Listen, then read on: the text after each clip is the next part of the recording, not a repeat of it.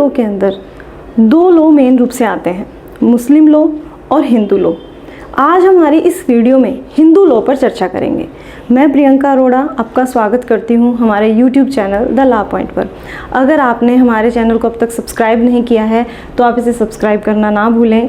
Bell icon पर भी press करें ताकि लेटेस्ट वीडियो आप तक जल्द से जल्द पहुंच सकें। आज हम बात करने वाले हैं हिंदू लॉ की। हिंदू लॉ में मुख्य रूप से 4 एक्ट आते हैं। सबसे पहले है Hindu marriage act 1955, second is Hindu succession act 1956, third is Hindu minority and guardianship act 1956 and Hindu adoption and maintenance act 1956। Hindu marriage act में सेक्शन 1 से लेकर सेक्शन 30 तक सम्मिलित किए गए हैं। सेक्शन 1 में हमें इसका शॉर्ट टाइटल और नेम बताया गया है। इंडियन रिपब्लिक बनने के 6ठे वर्ष में यानी कि 1955 में हिंदू लॉ के अंतर्गत हिंदू मैरिज एक्ट को अमेंड और कोडिफाई कर दिया गया और इसे अधिनियम बना दिया गया 18 मई 1955 से। इस अधिनियम के सेक्शन 1 में इसका यही टाइटल और नेम दिया गया है। सेक्शन 1 हमें यह भी बताता है कि यह जो हिंदू मैरिज एक्ट है वो कहाँ कहाँ पर लागू होगा। हिंदू मैरिज एक्ट भारत के प्रत्येक क्षेत्र में लागू होगा। यदि कोई लोग जो भारत के मूल निवासी हैं और अन्यत्र जाकर बस जाते हैं और वो हिंदू हैं तो भी उन पर हिंदू लॉ ही एप्लीकेबल होगी। यदि मैरिज एक्ट से रिलेटेड कुछ मामले हैं तो उन पर भी हिंदू मैरिज एक्ट ही लगेगा। अब बात करते हैं सेक्शन 2 की, application of the act. Hindu marriage act में यह कहा गया है कि हिंदू मैरिज एक्ट जो है वो हिंदू पर लागू होगा। आज हम सबसे पहले बात करते हैं हिंदू कौन है। हिंदू जो शब्द है इसके अंदर लिया गया है वह किसी जाति, धर्म या संप्रदाय का प्रतीक नहीं है। प्राचीन भारत में हम देखें हमारी सबसे प्राचीन सभ्यता सिंधु घाटी सभ्यता है और सिंधु घाटी के जो लोग थे उनको हमने सिंधु कहा। यह सिंधु शब्द जो था धीरे धीरे परिवर्तित होते होते हिंदू रूप में परिवर्तित हो गया। तो आज भी हम जानते हैं कि भारत के कई क्षेत्रों में स को ह बोला जाता है, तो तब से तो इस प्रकार सिंधु से एक शब्द बन गया हिंदू। तो हिंदू कौन कौन है? इस सेक्शन के अंतर्गत यह बताया गया है कि जो वीर शैव हैं, लिंगायत हैं, ब्रह्म समाज के हैं या प्रार्थना समाज के हैं या आर्य समाज के हैं, वो सभी के सभी हिंदू की श्रेणी में आते हैं। नंबर 2 हम बात कर लेते हैं जैन धर्म से रिलेटेड लोग, बुद्ध धर्म से रिलेटेड लोग और सिख धर्म से रिलेटेड लोग। ये भी सभी के सभी हिंदू धर्म के अंतर्गत आते हैं। कोई भी बच्चा जिसके माता और पिता दोनों हिंदू हैं उन पर भी हिंदू लॉ के प्रोविज़न ही एप्लीकेबल होंगे, उसे भी हिंदू के अंतर्गत ही रखा जाएगा। चौथे रूप में हम बात कर लेते हैं यदि किसी व्यक्ति ने अपना धर्म परिवर्तित कर हिंदू धर्म ले लिया है तो भी उस पर हिंदू लॉ के प्रोविज़न ही एप्लीकेबल होंगे। उदाहरण के लिए मान लेते हैं कि मैं ईसाई हूँ और ईसाई धर्म से मैं बदलकर हिंदू धर्म में आ गई हूँ, तो हिंदू धर्म परिवर्तित होने के कारण अब वर्तमान में मेरा धर्म हिंदू होने के कारण मुझ पर जो होंगे वो हिंदू लॉ ही एप्लीकेबल होगा।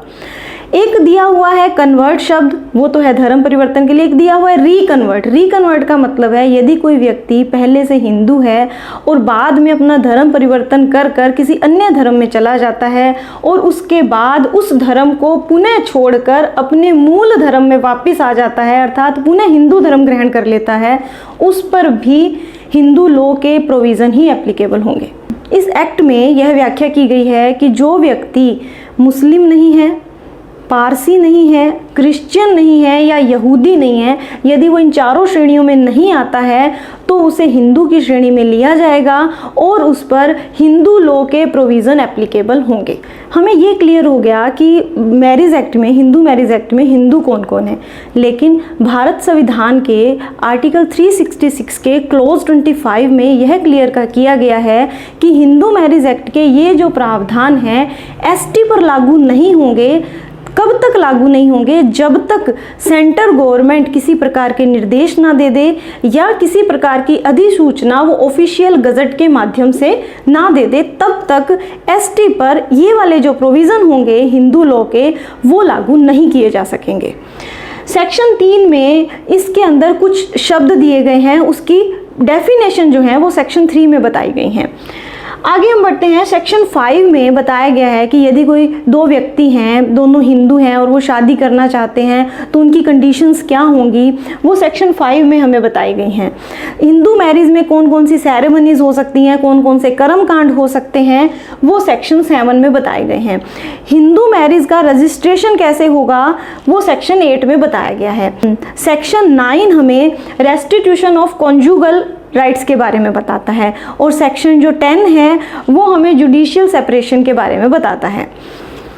अब हम बात करते हैं सेक्शन 11, 12 और 16 की। सेक्शन 11 हमें वॉइड मैरिज के बारे में बता रहा है और सेक्शन 12 वॉइडेबल मैरिज के बारे में। वॉइड मैरिज का मतलब शून्य विवाह और शून्य करणीय विवाह यानी कि वॉइडेबल मैरिज।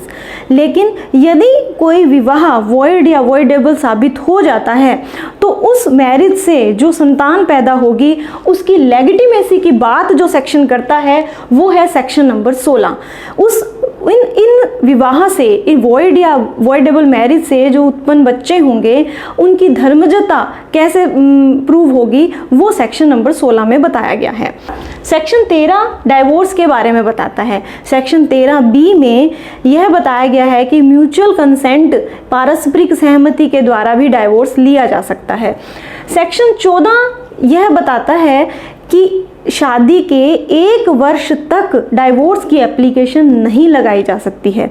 सेक्शन 15 में यह बताया गया है कि डाइवोर्स्ड पर्सन पुनर्विवाह कब कर सकता है। ये तीनों जो सेक्शन है वो डाइवोर्स से रिलेटेड है। आगे हम बात करते हैं सेक्शन 17। जब से यह एक्ट लागू किया गया है तब से हिंदुओं के अंदर द्विविवाह को अपराध घोषित कर दिया गया है। इसी के जो सिमिलर धारा है CRPC की 494 वो भी इसी से रिलेटेड है।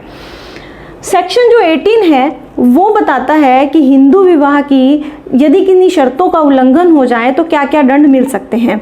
सेक्शन 19 हमें इस बारे में बताता है कि कौन सी एप्लीकेशन कौन से न्यायालय में लगानी है और सेक्शन जो 24 है वो हमें मेंटेनेंस के बारे में बताता है।